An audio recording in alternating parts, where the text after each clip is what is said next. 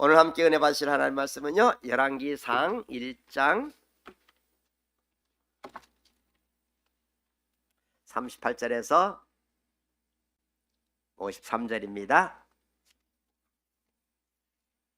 구약성경 열왕기상 1장 38절에서 53절 말씀.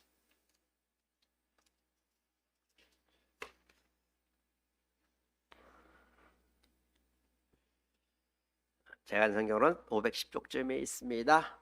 열왕기상 1장 38절에서 53절 말씀을 찾은 줄 알고 제가 봉독해 올리겠습니다.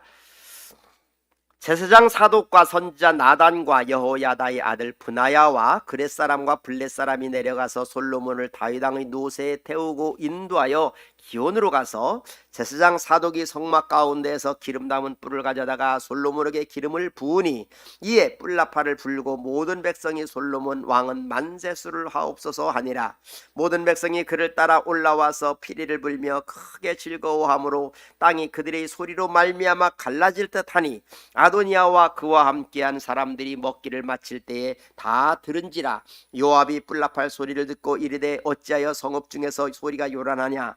말할 때에 제사장 아비아달의 아들 요나단이 오는지라. 아도니아가 이르되 들어오라. 너는 용사라. 아름다운 소식을 가져오는 도다.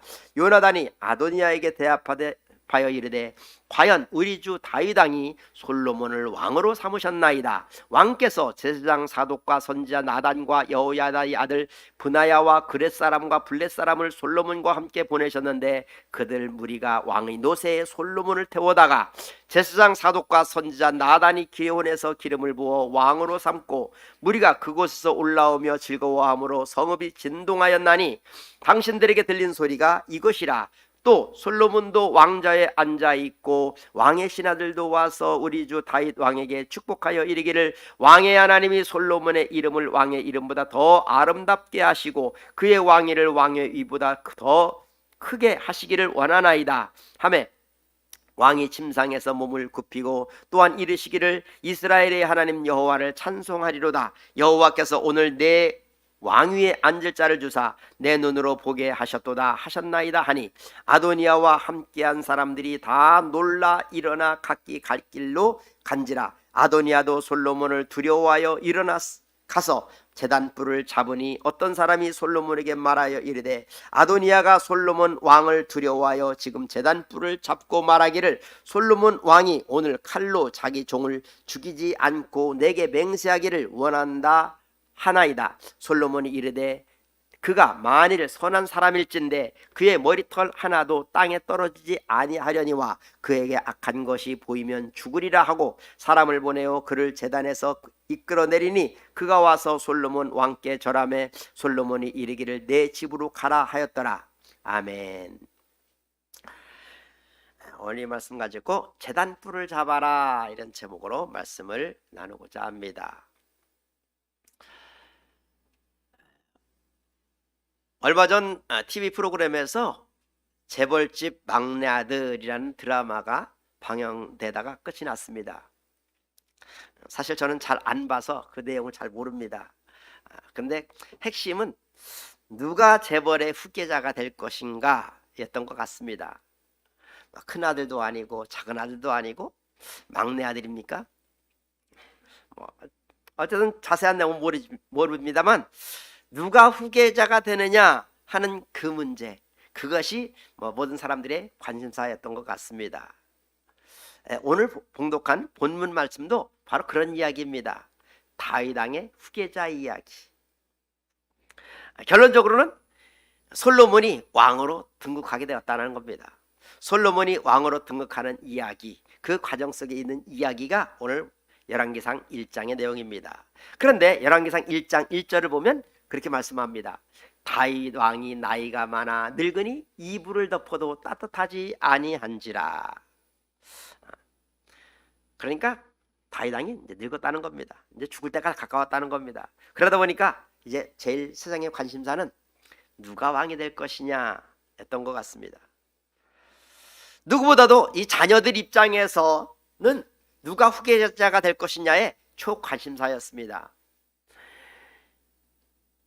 근데 성경에는요, 다윗 왕의 자녀들이 꽤 많습니다. 얼마인지는 정확하게 안 나와 있는데 성경에 그 다윗 왕의 아들로서 이름이 올라온 사람만 19명이에요. 그리고 그 외에 다른 소실들의 아들들도 있다고 성경은 말씀하고 있죠. 그러니 그 많은 왕의 자녀들 가운데 누가 왕이 될 것이냐, 막 그것이 서로 왕이 되려고 경쟁이 심했을 것이고 또 그것이 많은 사람들의 관심이었을 겁니다. 그러나 모든 사람이 왕이 될 수는 없죠. 순서가 있습니다. 서열이 있습니다. 다윗 왕의 뒤를 이어서 왕이 될 사람들에게도 순서가 있어요. 먼저는 장남이 있습니다. 그 다윗 왕의 장남은 암논입니다. 이 암논은 장남으로서 왕이 당연히 돼야 되는데 이 암논은요, 전에 그 다윗 왕의 셋째 아들 압살롬이 있는데 그 압살롬의 여동생 다말을 불러가지고 그를 그러니까 이복 남매를 욕보인 거예요. 그래서 이 압살롬이 자기 누이를 욕보인 암논을 자기 생일 잔치에 초청해가지고 자기 집에서 잔치를 벌이다가 그를 칼로 찔러 죽입니다. 그래서 첫 아들은 죽었죠. 그리고 나서 이제 둘째 아들이 있는데 그는 길르압이라는 사람이에요. 이 길르압은 현숙한 여인 아비가일의 아들입니다. 아마도 이 아비가일은 자기 아들이 왕이 될 수는 없다라고 생각했던 것 같아요. 그래서 길르압에게 야, 너는 조용히 살아. 떠들지 마. 너 나대지 마. 그냥 가만히 있으면 너는 그냥 왕의 아들로 왕자로서 평생 살 수 있어.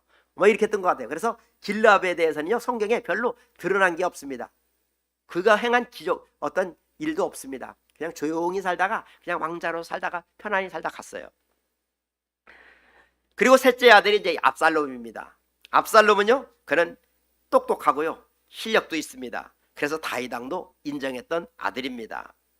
근데 그 압살롬이 그 장남인 암논을 죽임으로 말미암아 아버지 다윗 왕에게 미움을 받게 되죠. 그래서 그는 외갓집으로 도망을 가게 됩니다. 그리고 나중에 이제 돌아와서 이제 아버지를 만나고 싶은데 아버지가 안 만나주는 거예요. 야, 너 네 집에 가서 처박혀 있어. 이라고 방치하는 겁니다. 그러니까 이 압살롬이 자기 세력을 만들어요. 군사를 만듭니다. 그리고 아버지에 대해 반역을 합니다. 쿠데타를 일으킨 겁니다. 그 압살롬의 반역으로 인해서 다윗 왕이 왕궁에서 쫓겨나고 도망다니는 그런 상황이 벌어지지요. 그러나 결과는 반역의 결과는 실패로 돌아갑니다. 그래서 압살롬도 마침내 죽임을 당하게 되죠. 죽습니다. 그럼 이제 다음 차례는 넷째 아들이겠죠. 넷째 아들. 이제 넷째 아들이 왕이 될 서열입니다. 그 넷째 아들이 누구냐? 아도니아입니다. 오늘 봉독한 말씀에 아도니아 나오죠. 이 아도니아가 이제 자기가 왕이 될 것으로 예측합니다. 낌새를 낀 거예요. 다음은 나지. 근데 아도니아는요, 그 참 왕의 뒤를 이을 후계자로서 자격이 있는 것 같아요. 오늘 열왕기상 1장 6절에 보면 그 아도니아에 대해서 이렇게 말씀하고 있습니다. 그는 압살롬 다음에 태어난 자요, 용모가 심히 준수한 자라. 그의 아버지가 네가 어찌하여 그리하였느냐고 하는 말로 한 번도 그를 섭섭하게 한 일이 없었더라. 이 압살롬은 아도니아는 다윗 왕을 한 번도 섭섭하게 한 일이 없다는 거예요. 더군다나 용모도 준수했다는 겁니다. 그래서 왕도 인정하고 사람들도 인정할 만한 그런 조건을 갖추고 있는 거예요. 그러니까 누가 보아도 다음 왕은 아도니아야 라는 사실에 대해서는 의심할 여지가 없습니다. 아버지도 다윗의 마음에 들었으니까 인정했으니까 그가 아들이 될 수 있다라고 여길 수 있는 것이죠. 그런 와중에 이제 그렇게 되어지는 와중에 다윗이 나이가 많아 죽을 때가 가까우니까 아도니아가 이제 스스로 나는 왕이 될 것이다 라고 확신했던 것 같습니다. 그래서 아버지가 아직 죽지 않았는데 이스라엘의 그 군사령관인 요압 장군을 부릅니다. 그리고 제사장 아비아다를 부릅니다. 그리고 그 요압 장군 밑에 일하는 용사들, 군사력에 이제 앞에서 쓸 수 있을 만한 그런 실력자들을 자기 집으로 부릅니다. 그리고 자기 집에서 잔치를 벌입니다. 성경에는 그 잔치를 벌이면서 모의를 하였다라고 그래요. 모의를 하였다. 그 모의 내용은 당연히 다음 왕은 나라는 것, 아도니아 자신이라는 것을 많은 사람들에게 각인시키면서 이제 너희들이 나를 잘 따라야 돼. 너희들이 나를 잘 도와줘야 돼. 내가 앞으로 왕이 될 거니까 잘 보여야 돼. 뭐 이렇게 했을 거예요. 그런 모의를 행했는데 어쨌든 왕이 살아있는데 아직 죽지 않았는데 그런 모의를 했다는 그 자체가 반역이지요. 그런데 그 모임에 부름을 받지 않은 사람들이 있습니다. 누구냐면은 다윗 왕의 10번째 아들 솔로몬입니다. 이 아도니아가 자기 형제들, 이복 형제들, 다윗 왕의 아들들 다 자기 집으로 초청했는데 딱 한 사람 솔로몬을 부르지 않았어요. 그리고 또 제사장 사독, 이스라엘은 당시 제사장이 둘이었습니다. 사독과 아비아달. 그런데 다윗 왕의 친근에서 사역하는 분은 사독이죠. 그 사독 제사장을 불렀어요. 그리고 선지자, 나단 선지자. 이 나단 선지자가 있는데 나단 선지자도 부르지 않고 있었는데 다윗 왕의 측근이죠.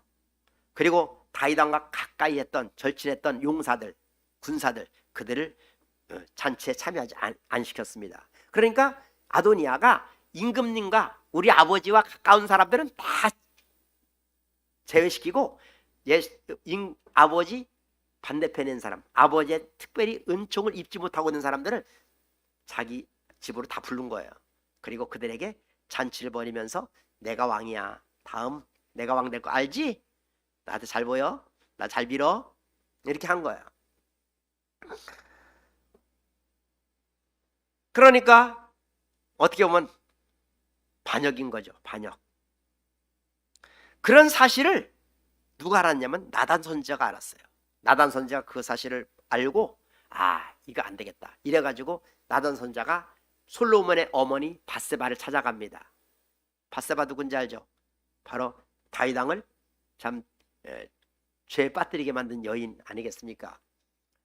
근데 그 밧세바가 나중에 낳은 아들이 솔로몬이에요. 솔로몬의 어머니가 밧세바인데 나단 선지자가 가서 밧세바에게 말씀드리죠. 지금 아도니아가 지금 왕이 되려고 요압 장군을 비롯한 아비아달 제사장 부르고 이래가지고 자기들이 잔치하고 있고 모의를 하고 있다. 그러니까 이 사실을 빨리 임금님께 알려라. 그리고 가서 전에 다윗 왕이 네 아들 솔로몬이 왕이 될 것이라고 말했던 그것을 기억하게 하라. 전에 왕님이 그런 말 하지 않았습니까? 해서 말씀드려라. 얘기해줘. 그래갖고 밧세바가 그 나단 선지자의 말을 듣고 다윗 왕을 찾아갑니다. 그리고 다윗 왕께 가서 그런 얘기를 하는 거죠. 왕이여, 전에 내 아들 솔로몬이 왕이 된다고 하지 않았습니까? 그런데 지금 아도니아가 왕이 되었다고 저렇게 잔치를 벌이고 있는데 이게 무슨 말입니까? 무슨 일입니까? 밧세바가 임금님께 그 사실을 말리는 중에 나단 선지자가 뒤따라 들어와 가지고는 그 일에 대해서 증언하는 거예요. 아마도 그때 솔로몬이 내 뒤를 이어 왕이 되리라 라고 그 말을 할 때에 이 나단 선지자도 같이 동참해 있었던 것 같습니다. 나단 선지자 들었으니까 거기에 대해서 분명히 임금님께서 왕께서 그 말씀하셨다는 것을 각인시키죠. 다윗 왕이 늙어서 힘이 없으니까 그 기억을 못하고 있었을지도 모릅니다. 그런데 나단 선지자가 들어와서 그리고 밧세바가 얘기하니까 그것을 기억하게 한 거죠. 그 사실을 알고 그러면서 아도니아가 지금 역적 모의를 하고 있다는 그 사실을 듣고 야, 그럼 빨리 불러. 오늘 즉시 저 제사장 사독 부르고 나단 선지자 그리고 또 군사들 따를 만한 용사들 다 불러. 이래가지고 그를 솔로몬에게 기름을 붓고 그리고 솔로몬을 다윗 왕이 타던 노새에 태우고 그리고 뿔나팔을 불면서 솔로몬 왕은 만세수를 하옵소서, 솔로몬 왕은 만세수를 하옵소서 막 소리치며 길거리 돌아다니는 겁니다. 그랬더니 백성들이 보고, 와, 이제 다윗 왕의 뒤를 이어서 솔로몬이 왕이 되었구나, 아, 새로운 왕이 태어났구나, 이래가지고 백성들이 함께 나와서 막 즐거워하면서 막 뿔나팔 불면서 난리가 나는 겁니다. 아도니아는 자기 집에서 많은 사람들과 함께 잔치를 벌이다가 이 성에서 막 갑자기 무슨 웅성웅성하고 환호성이 일어나고 막 뿔나팔 소리가 들리니까 저게 무슨 소리냐? 한번 알아봐라. 그랬더니 아버지 다윗 왕이 자기의 10번째 동생 다윗 왕의 10째 아들 솔로몬이 왕으로 세웠다는 겁니다. 그래가지고 그 솔로몬이 왕좌에 앉아가지고 노새를 타고 돌아다닌다는 이 소식을 듣고, 내가 왕이 되긴 틀렸구나, 이제 틀렸구나 생각한 거죠.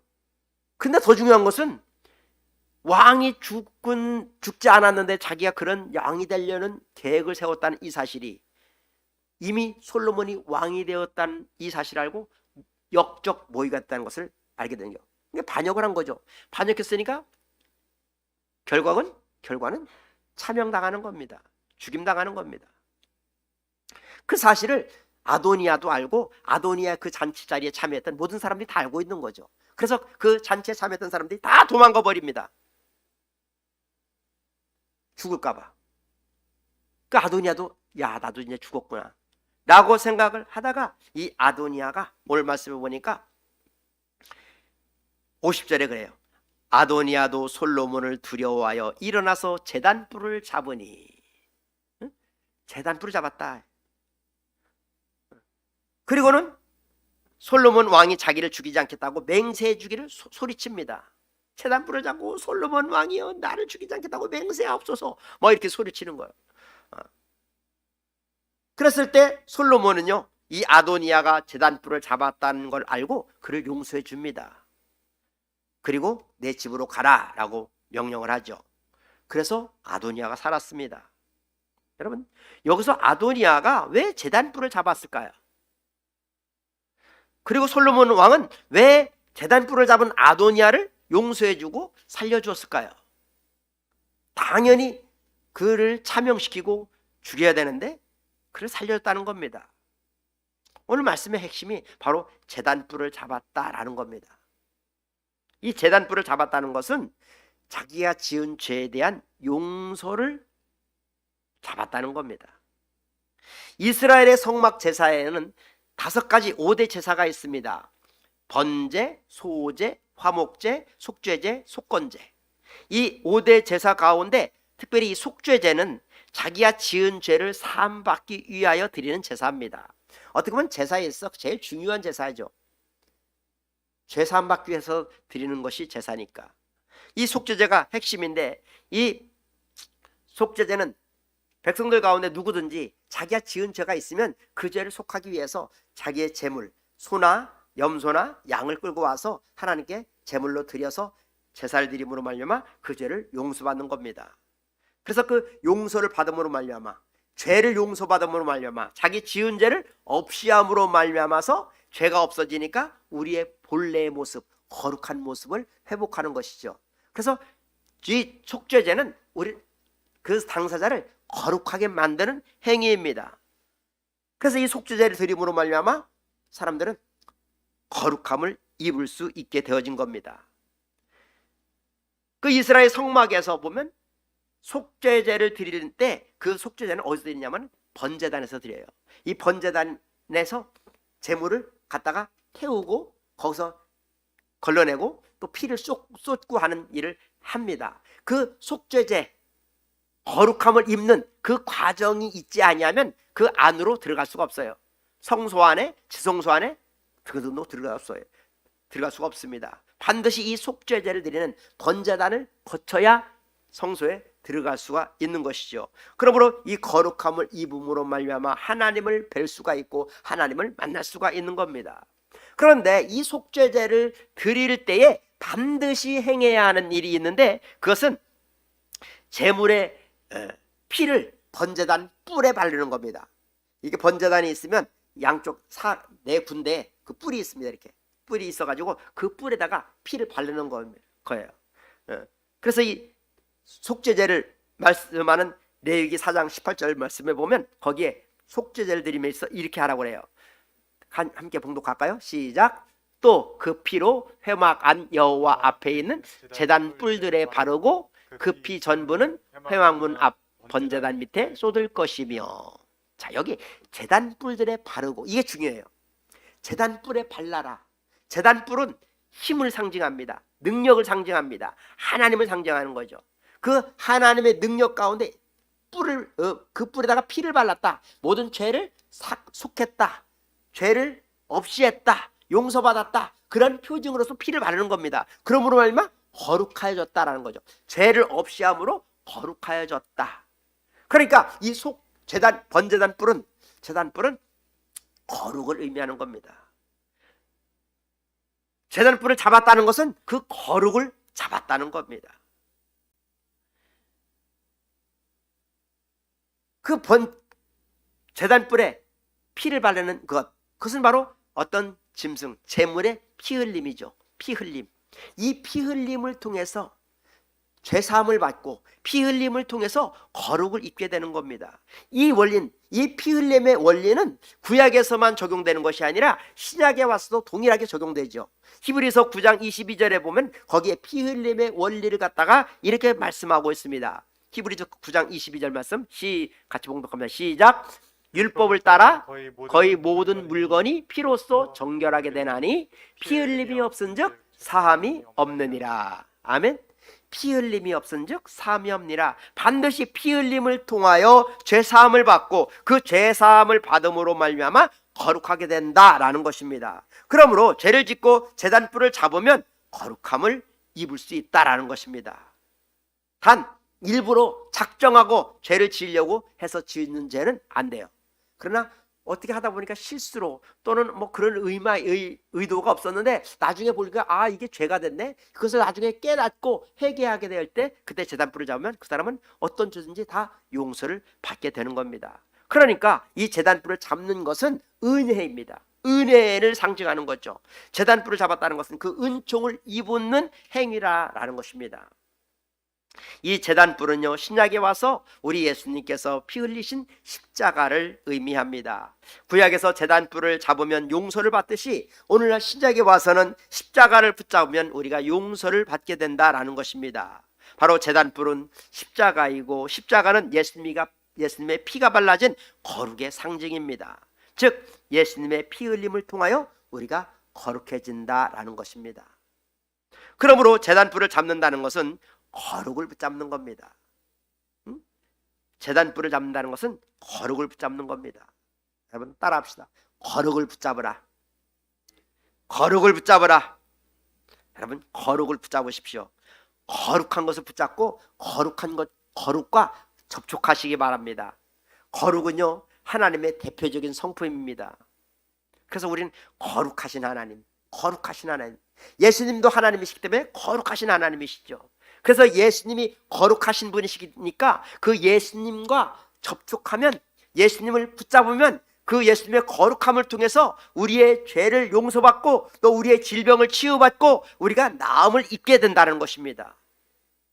성경은 그런 사실을 분명히 말씀하고 있고 예수님의 공생의 사역 속에서도 그런 역사가 나타났죠. 마가복음 5장에 보면 12회를 혈루증으로 앓던 여인의 이야기가 나옵니다. 예수님께서 회당장 야이로의 딸을 살리시기 위하여 길을 가던 중에 12회를 혈루증으로 앓던 여인이 무리 가운데에서 예수님의 옷자락을 만집니다. 그 이유는 예수님의 옷에만 손을 대어도 구원을 받으리라 생각했기 때문입니다. 마가복음 5장 28절에 분명히 그렇게 말씀하고 있습니다. 이는 내가 그의 옷에만 손을 대어도 구원을 받으리라 생각함일러라. 이 여인은 예수님의 옷에 손을 대면 그 옷을 통하여 예수님 안에 있는 그 거룩이 자기에게로 흘러올 것을 믿었습니다. 그래서 그 예수님의 거룩이 자기에게 흘러 들어오게 되면 그 거룩이 자기를 깨끗하게 12회나 고통받던 그 혈루증이 나음을 입을 것이라고 믿었던 것입니다. 만지기만 하면, 접촉하면. 그래서 예수님께서는요, 공생의 사역을 하시면서 사람들을 고치실 때 늘 접촉을 하셨죠. 사람들과 접촉함으로 말미암아 사람들에게 그 거룩을 흘려 보내셨습니다. 그래서 누가복음 4장 40절 말씀에도 보면 이렇게 기록하고 있습니다. 시작. 해질 무렵에 사람들이 온갖 병자들을 데리고 나오매 예수께서 일일이 그 위에 손을 얹으사 고치시니. 아멘. 손을 얹어 고치셨다는 겁니다. 왜? 하나님이 그냥 말씀하셔도 되는데 왜 손을 얹었을까요? 거룩이 흘러가게 하기 위해서인 것이죠. 당신 안에 있는 그 거룩을 흘려보낸 겁니다. 그래서 그 거룩이 흘러감으로 말미암아 사람들에게 얹어짐으로 말미암아 사람들과 접촉함으로 말미암아 그들이 나음을 입었던 겁니다. 그렇게 사역하셨던 예수님께서 이제 십자가 달려 돌아가시고 부활하신 후에 하늘로 승천하시기 전에 마가복음 16장 17절 18절에서 우리에게 이런 말씀을 하셨습니다. 다 같이 시작. 믿는 자들에게는 이런 표적이 따르리니 곧 그들이 내 이름으로 귀신을 쫓아내며 새 방언을 말하며 뱀을 집어 올리며 무슨 독을 마실지라도 해를 받지 아니하며 병든 사람에게 손을 얹은즉 나으리라 하시더라. 아멘. 병든 사람에게 손을 얹은즉 나으리라. 이 말씀에 근거해서 이제 사도행전 2장에서 오순절 마가다락방에서 기도하다가 성령을 받은 제자들, 그 가운데 베드로와 요한이 어느 날 예루살렘 성전으로 들어가다가 예루살렘 성전 미문 곁에 앉아있는 안진뱅이를 발견합니다. 그는 40년 동안이나 태어나면서부터 걸어본 적이 없는 안진뱅이입니다. 그 안진뱅이에게 이 베드로와 요한이 다가가서 이렇게 말합니다. 사도행전 3장 6절에 그러죠. 은과 금은 내게 없거니와 내게 있는 것으로 내게 주노니 곧 나사렛 예수 그리스도의 이름으로 일어나 걸으라. 그런데 그렇게 말한 것으로 인하여서 이 안진뱅이가 일어난 것이 아닙니다. 그렇게 사도 베드로와 요한이 선포하고 나서 7절에 보면 베드로와 요한이 오른손을 내밀어 그 사람의 손을 잡고 일으켰다 그랬어요. 베드로와 요한이 힘으로 일으킨다고 해서 그 40년 동안 걷지 못한 사람이 일어설 수 있었을까요? 아니죠. 손을 잡았다는 것. 손을 잡을 때 베드로와 요한이 성령 충만했지 않습니까? 그 당시 성령 충만 받은 상태에서 가서 그 안진뱅이의 손을 잡으니까 그 거룩이, 자기들 속에 있는 거룩이 그에게 흘러간 겁니다. 그래서 그 거룩이 흘러감으로 말미암아 그 40년 동안이나 걷지 못하던 그 안진뱅이가 벌떡 일어나는 기적이 일어난 거예요. 믿습니까? 믿습니까? 거룩이 흘러가는 것, 이것이 바로 손을 얹고 손을 만지며 접촉하는 겁니다. 그럼 손을 얹은 즉 나으리라. 손을 얹은 즉 나으리라. 주님이 분명히 말씀하셨어요. 그렇다면 우리가 아무나 다 손을 얹는다고 낫느냐? 여러분이 그냥 아무에게나 손을 얹는다고 낫습니까? 아무 때나 그냥 손만 얹으면 낫습니까? 안 나요. 안 낫습니다. 누구에게 나타나느냐? 믿는 자들에게 나타난다는 거예요. 믿는 자에게 믿음을 통해서 그 거룩함이 그 사람에게 흘러 들어간다라는 겁니다. 그렇다면 그 거룩함은 어디에서 오는 겁니까? 내 속에 있는 것입니까? 내가 가지고 있다가 주는 겁니까? 아니죠. 우리는 본래 거룩하지 못한 죄인의 신분입니다. 그러므로 말미암아 내 스스로에게서는 거룩이 흘러갈 수가 없어요. 우리가 내 자신 스스로에서는 절대 그런 거룩을 나타낼 수 없는데, 우리가 예수 그리스도를 믿고 예수 그리스도를 영접하고 예수님이 나의 죄를 대신해 십자가에 달려 죽으셨다는 사실을 믿음으로 말미암아 내 죄가 사함을 받고, 그리고 그럴 때 중생할 때 거듭날 때 예수님께서 내 안에 들어오시고 예수님께서 내 안에 거하시면서 나는 주님과 주님 안에 거하며 주님과 동행할 때, 동거하게 될 때에 주님께서 그 거룩의 성품을 내 속에 넣어두셔서 나를 통해서, 나의 손을 통해서 그 거룩을 흘려보낸다라는 것입니다. 그러므로 우리가 주님을 나의 구주로 영접함으로 말미암았어. 내가 주님을 내가 영접하며 그러므로서 내가 거듭나는 이 과정을 통하여 주님이 내 안에 들어왔을 때 우리는 병든 자에게 손을 얹음으로 말미암아 낫게 되는 역사 일어나게 되는 것을 믿으시기 바랍니다. 아멘. 예수님께서는 요한복음 15장 7절에서도 이렇게 말씀했습니다. 너희가 내 안에 거하고 내 말이 너희 안에 거하면 무엇이든지 원하는 대로 구하라. 그리하면 이루리라. 주님이 내 안에 거하고 내 안에 주님이 거하면 무엇이든지 원하는 대로 말하는 대로 구하는 대로 주신다라는 것입니다. 할렐루야. 주님 안에 여러분이 주님 안에 거하고 여러분이 주님 안에 거하면 여러분이 말하는 대로 된다는 거예요. 말하는 대로 된다는 거예요. 말하는 대로 된다면 얼마나 좋겠습니까? 그죠? 금 나와라 뚝딱, 은 나와라 뚝딱, 말하는 대로 된다잖아요. 근데 중요한 것은 믿어야 한다는 겁니다. 믿어야 한다는 겁니다. 믿음이 있으면 그런 역사가 일어난다는 것이죠. 그래서 우리는 믿어야 하는 겁니다. 믿으시기 바랍니다. 믿으시기 바랍니다. 믿으셔야 합니다. 그래 역사가 일어납니다. 주님께서는요, 요한복음 14장 12절에서 이런 말씀 또 하셨어요. 시작. 내가 진실로 너희에게 이르노니 나를 믿는 자는 내가 하는 일을 그도 할 것이요 또한 그보다 큰 일도 하리니 이는 내가 아버지께로 감이라. 아멘. 예수님을 믿으면 예수님과 같은 일을 우리도 할 수 있다라는 겁니다. 아니, 예수님보다 더 큰 일을 하게 된다라고 말씀하고 있습니다.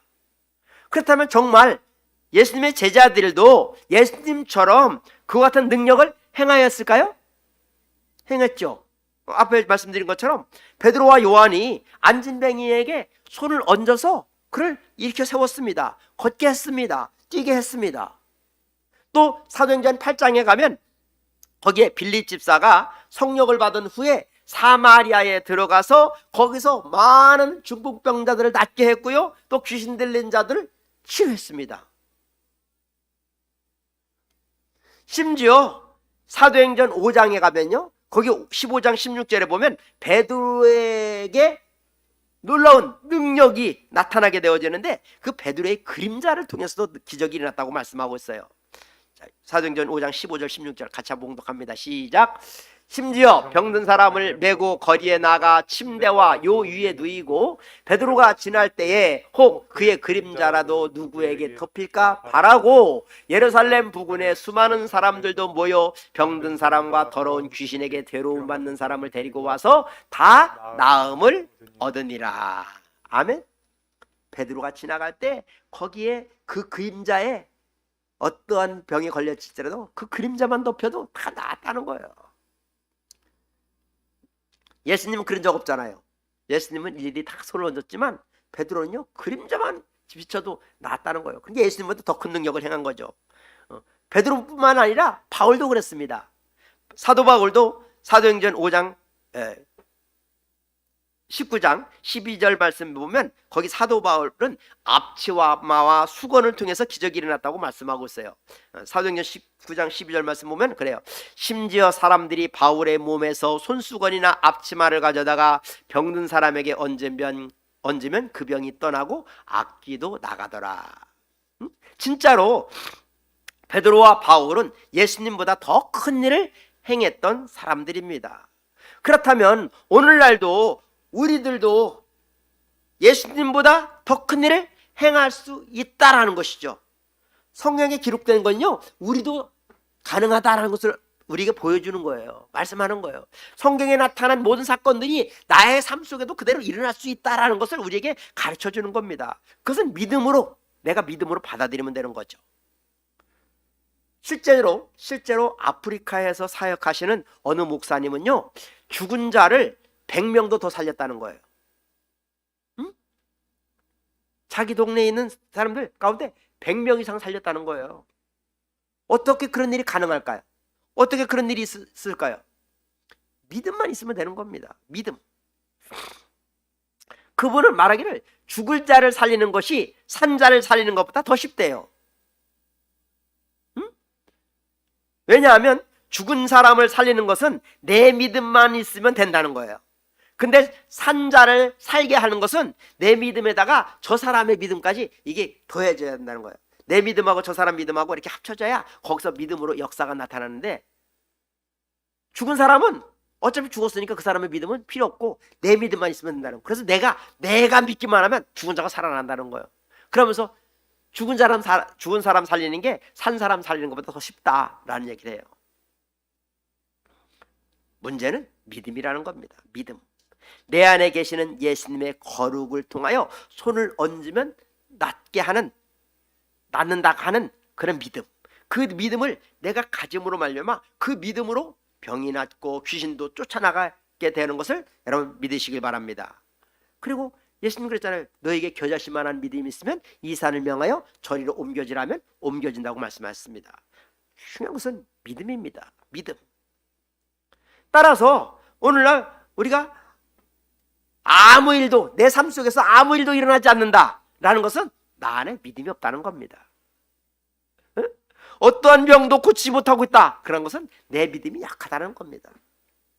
그러므로 우리는 믿음을 키워야 돼요. 여러분 믿음 키우시기 바랍니다. 믿음을 키우시기 바랍니다. 세게 좀 해봐요. 믿음을 키우시기 바랍니다. 믿음을 키우시기 바랍니다. 믿음을 키우시기 바랍니다.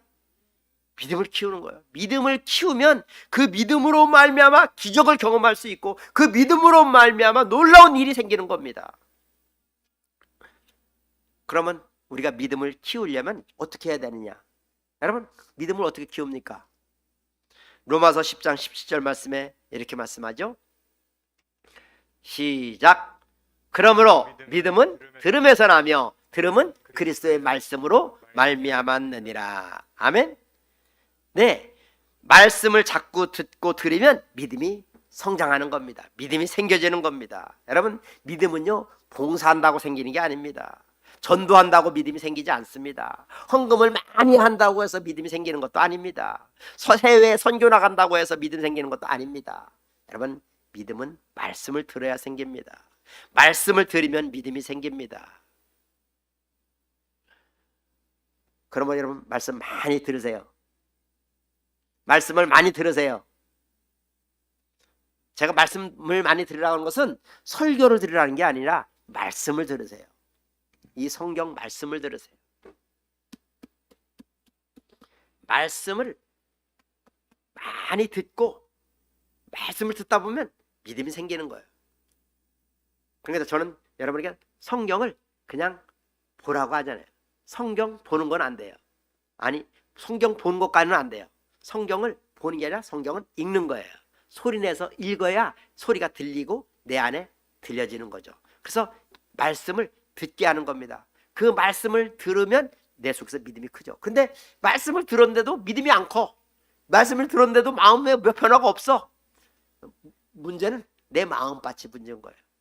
내 마음밭에 말씀이 심겨져도 이 말씀이 싹이 안 나고 꽃이 안 핀다면 아무것도 안 하지 않습니까? 그래서 예수님께서 씨 뿌리는 비유 가운데서 그 밭은 마음이다 이렇게 말씀하시죠. 내 마음밭에 말씀을 듣게 해서 씨를 뿌리는 겁니다. 근데 내 마음밭이 길가와 같고 돌밭과 같고 가시밭과 같으면 열매를 많이 맺을 수가 없습니다. 어떤 밭이 돼야 돼요? 옥토가 돼야 되는 거죠. 옥토. 내 마음의 밭이 옥토가 되어야 하는 겁니다. 내 영의 밭이 옥토가 되어야 되는 겁니다. 그러면 그 내 마음밭을 옥토로 만드는 방법은, 내 영을 옥토로 만드는 비결은 방언으로 기도하는 겁니다. 바로 내 영을 활성화시키는 거죠. 방언으로 기도하면서 영의 밭을, 마음의 밭을 자꾸 읽어내는 겁니다. 그래서 옥토로 만들어가는 거죠. 그래 방언 기도하면서 내 영이 활성화되는 거예요. 요한복음 1장 1절 말씀해 보면 분명히 태초에 말씀이 계시니라, 그 말씀이 하나님과 함께 계셨고 그랬으니 그 말씀이 곧 하나님이시라 그랬어요. 그러면 말씀이 하나님이고 하나님의 말씀입니다. 그 말씀이 하나님이시면서 말씀은 우리의 영의 양식이라고 그랬어요. 그래서 그 영의 양식인 말씀은 우리의 길이요 진리요 생명이신 예수님과 같은 겁니다. 그러므로 말씀이 하나님이고 하나님이 예수님이고 예수님이 말씀이고 말씀이 영이고 영이 말씀인 거예요. 헷갈리세요? 그 말씀 다 하나님 말씀 영생 다 같은 거라는 거죠.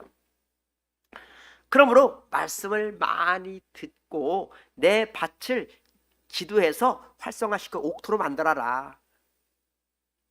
결론적으로 제가 오늘 여러분께 말씀드리는 것은 말씀을 많이 읽고 방언으로 기도하자라는 겁니다. 요즘 제가 계속 설교하면서 결론은 이 얘기예요. 그죠? 말씀 많이 읽고 기도하자. 계속 지금 그 얘기만 하고 있는 거예요. 아이고 목사님 지난주에도 그 말씀이던데 마지막에는 주중에도 보면 맨날 그 말씀 읽고 기도하자, 말씀 읽고 기도하자, 맨날 그 얘기예요. 그래요, 나도 알아요. 저는 지금 여러분에게 그 말씀하고 싶은 거예요. 말씀을 읽고 기도하자. 응? 말씀 읽고 기도하자. 말씀 읽고 기도해서 내 속에 예수님이 들어오시고, 예수님이 들어오실 때 그 예수님의 거룩함이 내 안에 채워지고, 예수님의 거룩함이 내 안에 채워져서 내가 손을 얹으면 병든 자가 낫고 기적이 일어나고 은혜가 나타나고 하나님의 축복이 일어나는 그런 일이 일어나는 것이죠. 좋아요, 안 좋아요? 그렇게 되면 좋아요, 안 좋아요?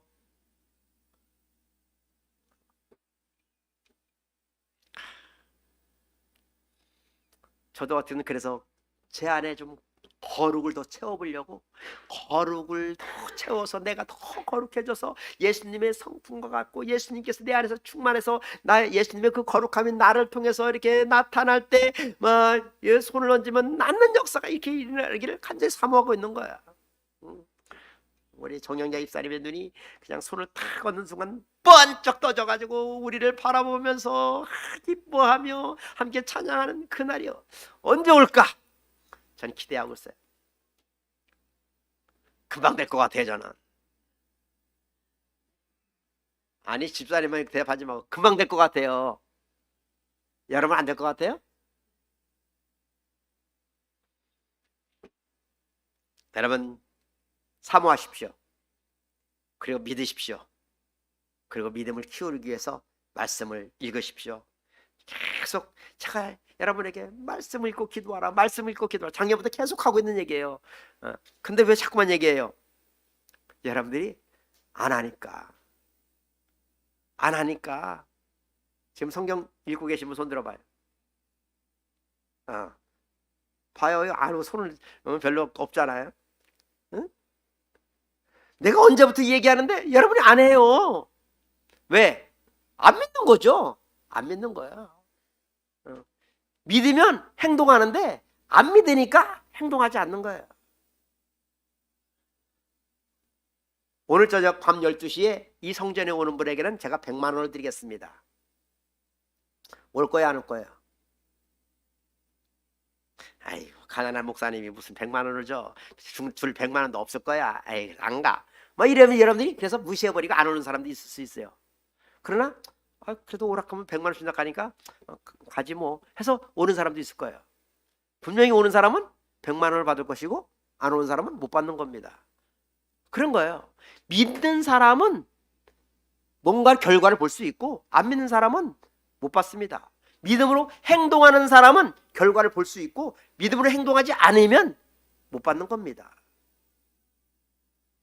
여러분들이 말씀을 읽어라, 기도하라, 방언으로 기도해라 이렇게 얘기하는데도 여러분 안 하잖아요. 안 믿는 거예요. 근데 안 믿는 거예요. 그러니까 제가 믿으라고 자꾸만 반복적으로 이야기하는 겁니다. 왜? 들어야 믿어지니까. 들으면 행동하게 돼 있으니까. 여러분들이 제가 이 말씀을 드리니까 이거 머리는 알아요. 목사님 그거 알아요. 지난번에 얘기했잖아요. 자꾸만 맨날 그 얘기 하잖아요. 나 알고 있거든요. 머릿속으로는 다 알고 있거든요. 근데 알면 뭐예요? 믿어야지. 믿으면 행동해야 되는데 안 믿으니까 행동하지 않는 거죠. 그래서 여러분들에게 자꾸만 귀가 따갑도록 자꾸만 이야기하는, 이 얘기만 하는 겁니다. 왜? 거룩이 중요하니까. 내가 거룩을 붙잡아야 되니까. 우리가 거룩을 붙잡아야 하나님을 경험하고 하나님을 누릴 수 있고 하나님의 은총을 경험할 수 있으니까 거룩을 붙잡아라. 그래서 말씀과 기도를 통해서 거룩을 붙잡아라. 디모데전서 4장 5절 말씀에도 분명히 하나님의 말씀과 기도로 거룩하여짐이라 라고 말씀하고 있지 않습니까? 여러분 거룩을 붙잡으십시오. 거룩을 붙잡기 위해서 말씀을 읽고 기도하시기 바랍니다. 여러분들이 왜 안 하고 있다고 내가 생각하느냐 하면 내 주변에 보니까 다 안 하는 것 같아요. 가깝게는데 우리 가족도 잘 안 해요.